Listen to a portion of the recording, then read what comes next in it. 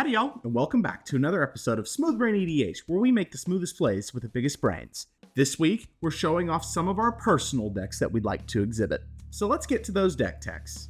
Going first today is Sam, playing their Zinnia, Valley's Voice deck.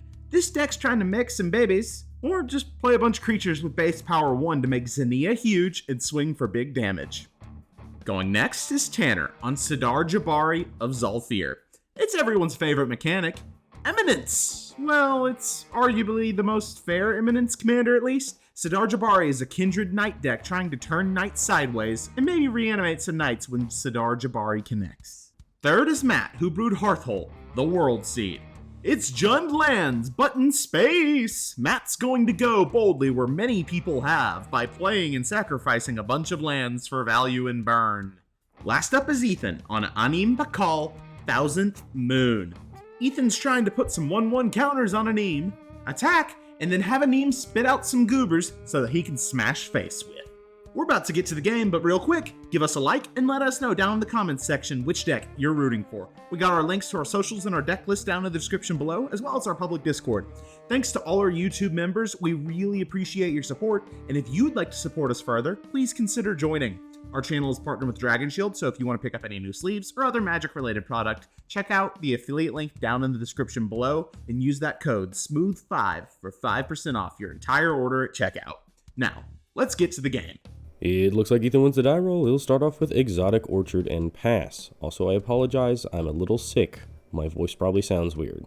Anyways, Sam will play Elegant Parlor and Surveil 1 to the top. Then the turn is passed to Tanner, who plays Temple of Enlightenment, and his Scry 1 stays on top. Then he'll pass to Matt, who plays Wooded Foothills, and he'll immediately fetch for an Underground Mortuary, and his Surveil will put an Emidian Wastewalker into the bin, and then the turn is passed to Ethan.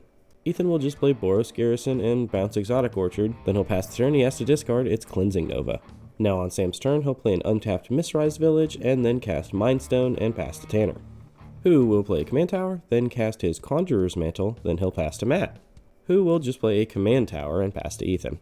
Ethan starts off with his Exotic Orchard again, then he'll cast Boros Signet, and then he'll cast Collector's Cage. He'll hide away a card and then pass.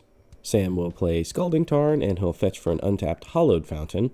Then he'll tap for 3 and cast Zinnia, and holy glare! I'm really sorry about that, everyone. Just moved into a new house, and am not used to the lighting setup yet. Here, let me fix that. There we go. On to Tanner's turn now, where he'll play an island, then tap for 3 and cast Xerix Strobe Knight. Then the turn is passed to Matt, who will play a Wasteland, and just pass to Ethan, who will jam Smothering Tithe. Then he'll play a tapped Minas Tirith and pass to Sam. On Sam's upkeep, Matt decides to Beast Within Smothering Tithe. Fair enough. Anyways, Sam will then play an Ancient Tomb, then he will cast and Offspring a Solemn Simulacrum. So he gets 2 basics to battlefield tapped, then he'll move to combat and hit Matt for 2 Commander, and then pass to Tanner. Tanner plays a Swamp, then casts Commander, then he'll move to combat. 2 is flown over in the air at Ethan, who just takes it. There's also an attack trigger. Tanner will draw a card and discard Evolving Wilds. It'll also remember Vigilance as a thing, and then the turn is passed to Matt, who will play as Urborg, then he'll cast Baloth Prime. It enters with stun counters, and then he'll pass the turn to Ethan, who starts off with a Mentor of the Meek. Then he'll play an Arid Mesa and pass the turn to Sam, who starts off with a Sundown Pass. Then he'll cast Talisman of Conviction, and then he'll cast Steel Burr Champion, and he'll Offspring it twice, so he gets 2 copies of it. Then 5 command damage is swung over at Ethan, who just has to take it. After this, the turn is passed to Tanner, who will play a Plains, then move to combat. Sidar Jabari is swung over at Sam. The Steel Burr Champions surprisingly don't have flying, so Sam will just take the damage, and Tanner will draw and discard. Then Tanner decides to drop a Time Wipe. It resolves, so Sidar Jabari goes back to his hand, and then all other creatures are destroyed. The turn is then passed to Matt, and he'll start off with a Fabled Passage, and he'll crack it. This gets him a mountain, then he'll cast Lord Windgrace, and Windgrace is down-ticked. This gets the passage and his Wooded Foothills back, and he'll immediately fetch with both of them again. Matt gets a forest and a Raucous Theater, and Ethan decides to go ahead and fetch with his Arid Mesa as well, to save everybody some time, and he'll get an Elegant Parlor. Matt's Surveil stays on top, and Ethan bins a mountain. Then we'll move to Ethan's turn, where he'll play a Battlefield Forge. He'll then cast Noble Heritage, and then his commander, Anim Pakal. And when she enters, the Noble Heritage ability will trigger. Each player can put 2+1/+1 counters on a creature they control. If they do, Ethan gets protection from that player until his next turn. Seeing as Ethan is the only one with a creature out, he'll put 2+1/+1 counters on Anim Pakal, then everyone else obviously declines. Then Ethan will pass the turn to Sam. He'll start off with a Fabled Passage, which he will crack for an island. Then he'll recast Zinnia, and then he'll cast an Anointed Procession, and pass the turn to Tanner, who will also recast his commander. He'll then equip the mantle, and then pass the turn to Matt. Matt casts Hearthhull, and then he upticks Lord Windgrace to essentially cycle a Mossborn Hydra. He'll then follow this up with a Tanuk, and then pass the turn to Ethan. On instep, Ethan will activate Collector's Cage to put another counter on Anim Pakal, then when we move to his turn, Noble Heritage's ability will trigger. And Sam is the only one to decline the 2+1/+1 counters, so Ethan now has protection from Matt and Tanner. He'll then move to combat, and Anim Pakal goes over at Windgrace. There is an attack trigger, and Matt decides to respond to it with a Deadly Rollick, attempting to exile Anim Pakal, but Ethan has Dawn's Truce. He does not gift a card, and the Deadly Rollick will fizzle. Anim Pakal will then get a counter, and 6 gnomes also go at Windgrace, and that'll kill Windgrace. Matt probably should have blocked one with his Tanuk, but I don't think it matters that much. Anyways, after combat, Ethan will cast Cosmic Grand Zenith, and then pass the turn to Sam, who will immediately cast and Offspring a Witty Roastmaster. When it ETBs, he makes 2 token copies of it. The original will see the 2 enter, and then the 2 will see each other enter, so each of his opponents will take 4 damage. Sam will then follow this up by evoking and offspringing a Moldrifter. So he'll get 3 of them, his Witty Roastmasters will deal a total of 9, and he'll draw 6 cards, and then the copies actually get to stay around. After this, he'll play a Plains, and then move to combat and swing for 5 commander at Ethan, who just has to take it. Then the turn is passed to Tanner. He'll start off with his Kinsbale Cavalier, so now his commander has Double Strike. Tanner will then swing Sidar Jabari over at Matt. There are 2 attack triggers. He will resolve his equipments first. He'll find a Cavalier of Dawn, and he'll put it to his hand. And then he'll draw a card and discard the Cavalier.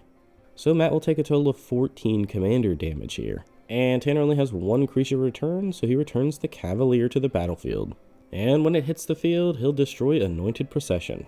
And Sam gets a Golem, and Roastmasters will trigger. And then the turn is passed to Matt. He'll play a Thespian Stage, and Tanuk will deal a damage to each of his opponents. Well, except Ethan. Then Matt will cast his Conduit of Worlds, then station Hearthhull, then activate Hearthhull to sacrifice a mountain and draw 2 cards. Then he'll play Fabled Passage from his graveyard as his second land drop, and there's another Tanuk trigger, so Sam and Tanner take a damage, and he'll draw a card. Then he'll fetch for a forest and more damage. He'll then tap for 5 and cast Korvold, the Fey-Cursed King. He'll sacrifice another land and draw a card, and then he'll pass the turn to Ethan. On instep, Ethan will activate his Collector's Vault. This puts another counter on Anim Pakal, and he gets to free cast his Hideaway card. It's Roaming Throne. Sam responds by Strix Serenading it. You know, not a terrible deal. For 1 mana, Ethan got a 2/2 bird and a 1/1 counter. We'll move to his turn now, where Ethan will get Noble Heritage counters, nobody else accepts. Then he'll move to combat and full swing at Sam. Anim Pakal trigger will resolve, so he gets another counter on her, and he makes 10 more gnomes attacking Sam.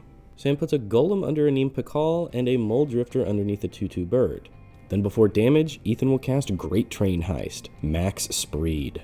So first things first, he gets to untap all of his creatures, and he gets an extra combat after this. Then all of his creatures get +1/+0 in first strike, and then his chosen target is Sam, so each creature that deals combat damage to him will create Ethan a tapped treasure token. Sam is super dead here, so I'm just going to remove these card arts now. Just from the gnomes, he takes 32 damage, and Ethan will also make 17 tapped treasures, and he's also got an extra combat. He then turns his gaze to Tanner and Matt, and between his 16/2/1 gnomes and another 11 that Anim Pakal will make, Matt and Tanner decide, yeah, we just can't survive this, so they concede. That makes Ethan and Anim Pakal the winners. Congratulations. Welcome one, welcome all to the end of the video. First things first, I would like to say, holy crap, token decks can go really fast these days. Like, don't get me wrong, given an extra turn, I think Matt and Tanner would have been in an excellent spot, but that's the problem. The token decks were dishing out so much pain so early on that they never got a chance to set up. Heck, a board wipe didn't even stop them that much. But let us know what you guys thought down in the comments below. Did you like the game? If you did, be sure to leave a like and subscribe if you haven't already. We also got a bunch of wacky links down in the description you can take a look at. But I think that's enough out of me for today. I hope you all have a smooth day.